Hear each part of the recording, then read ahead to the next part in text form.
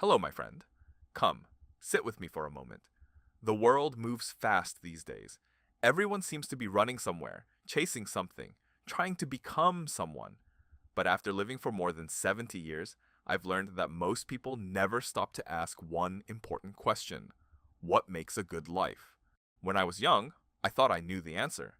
I believed a good life meant success, achievement, and recognition. I worked hard. I worried constantly. I chased goals with all my energy, and I thought happiness was waiting for me somewhere in the future, just one more achievement away. But life has a funny way of teaching us lessons that no school ever can. I remember a man I worked with many years ago. He was incredibly successful by every measure: big house, nice car, important position. People admired him.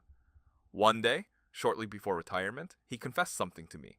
He said, "I spent so much time building a life that looked successful that I forgot to build a life that felt meaningful."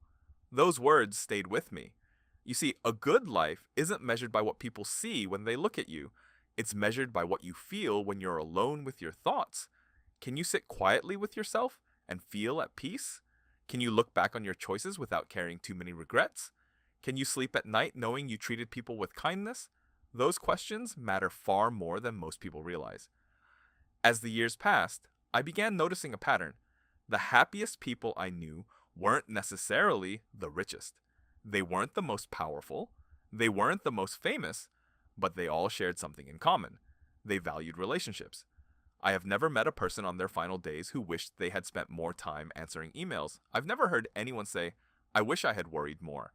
But I have heard people wish they had spent more time with family, more time with friends, more time loving and being loved.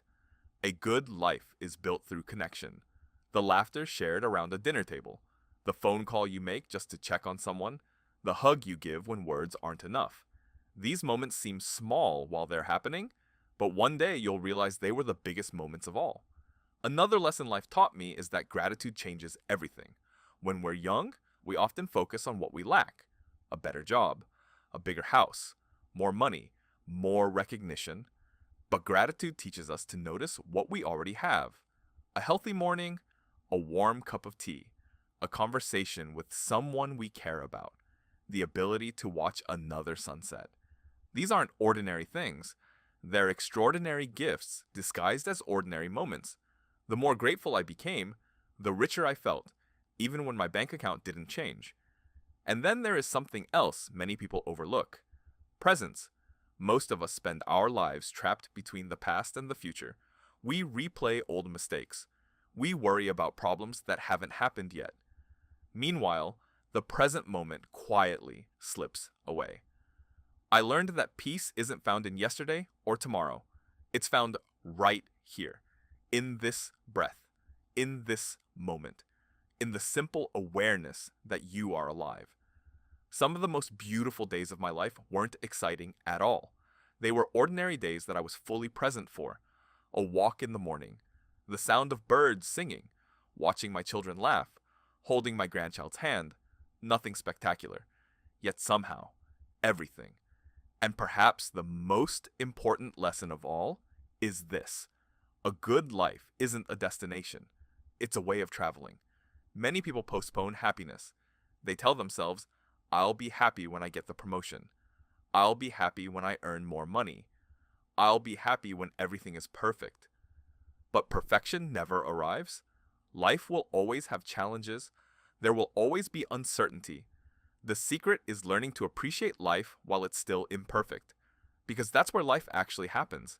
Not in some future version of reality, but right here in the messy, beautiful present.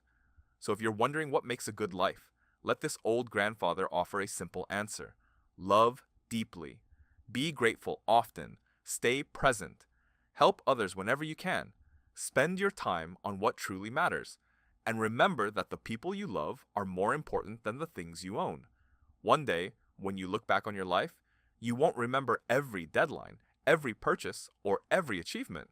You'll remember the moments that touched your heart, the people who walked beside you, the kindness you gave, the love you shared. That is what makes a good life. Thank you for spending these few moments with me today, my friend. And before you go, I'd love to hear from you. What do you believe makes a good life? Share your thoughts in the comments below. If this conversation brought you value, please like the video, subscribe to the channel, and join me again for more life lessons from an old grandfather who's still learning every day. Until next time, take care of yourself, and remember, life isn't measured by how much you have. It's measured by how deeply you live. See you soon.